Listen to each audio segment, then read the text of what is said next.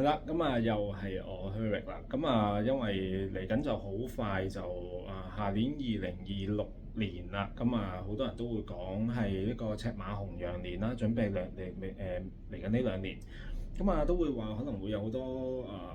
即係過去有好多大事件發生咁樣，咁嚟緊我會多啲去咁樣做，咁啊大家唔好介意，可能我自己拍得唔係咁好，即係可能因為我好少自拍嘅，咁啊希望大家唔好介意咁啊。如果大家有啲咩建議啊，咁其實可以即係話俾我知嘅咁樣。咁啊係啦，嚟緊咧就會講翻多啲一啲下年流年嘅現象啦。咁因為我以Reels 做主導啦，咁係會分開好多唔同嘅 chapter 去講啦，跟住之後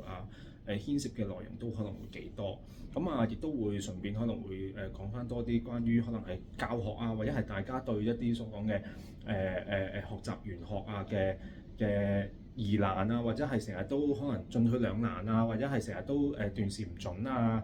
諸如此類嘅嘢，咁我都會慢慢逐啲分享。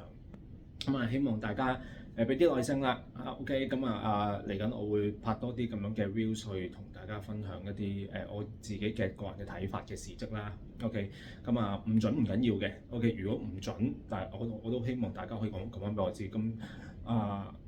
希望大家中意，OK。